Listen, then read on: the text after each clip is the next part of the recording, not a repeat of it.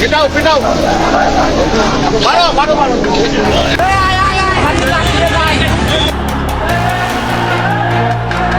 আজ 10 ফেব্রুয়ারি 2026। নির্বাচনের আর মাত্র একটা দিন বাকি, অথচ ঢাকার রাজপথের দিকে তাকালে যেন মনে হয় 24 জুলাইয়ের সেই বিভীষিকা আবারও ফিরে এসেছে। যাদের বুকের রক্ত দিয়ে, যাদের লাশের উপর দাঁড়িয়ে আজ অন্তর্বর্তীকালীন সরকার ক্ষমতায়, যাদের ত্যাগের বিনিময়ে আমরা 5ই আগস্টের নতুন স্বাধীনতা পেয়েছে, নির্বাচনের ঠিক আগ মুহূর্তেই তাদেরকে রাস্তায় পিটিয়ে রক্তাক্ত করা হচ্ছে। শহীদ শরীফ ওসমান হাদির জুলাই বিপ্লবের এক অন্যতম নায়ক। আজ তার নাম নিয়ে তুচ্ছ তাচ্ছিল্য করা হচ্ছে, তার লাশ নিয়ে কটূক্তি করা হচ্ছে, তাও আবার আইন শৃঙ্খলা রক্ষাকারী বাহিনীর সদস্যদের মুখে। দর্শক, একটু ভাবুন, একজন সাধারণ কনস্টেবল বা মাঠ পর্যায়ের পুলিশ সদস্য এত বড় ধীরতা কোথায় পায়?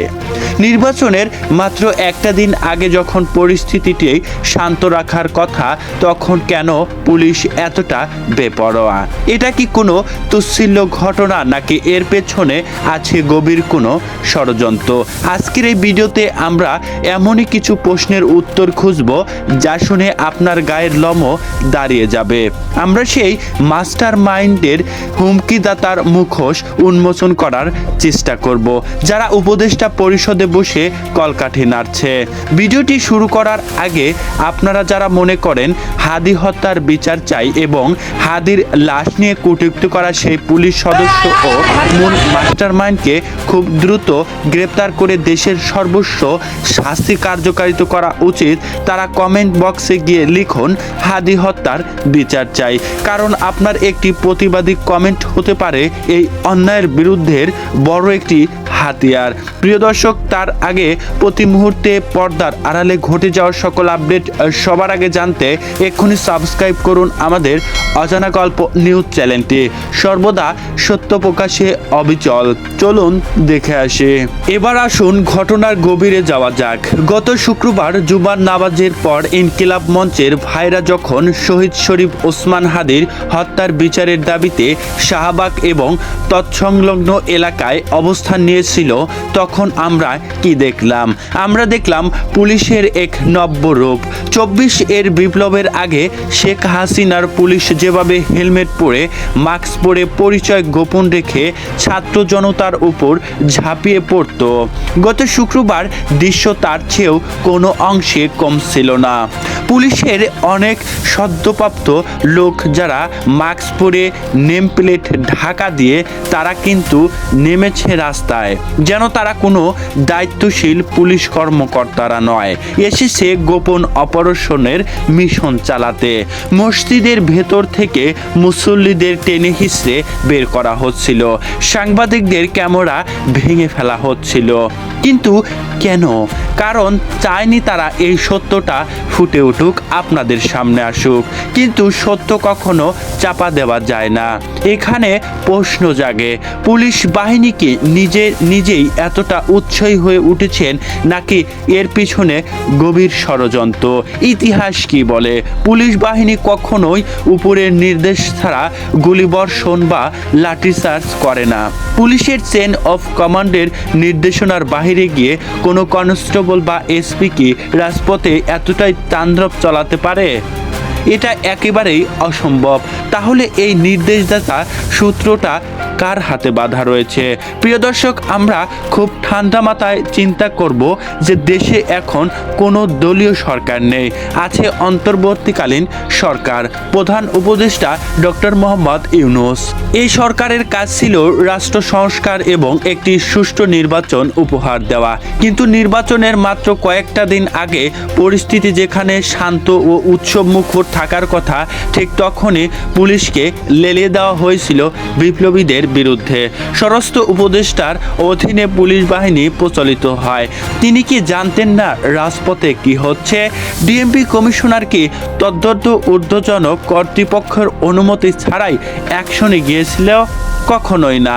বিশ্লেষকরা বলছে এই হামলা কোনো সাধারণ আইন শৃঙ্খলাকারী রক্ষা বাহিনীর অংশ নয়, এটা একটি সরকারি এজেন্ডা।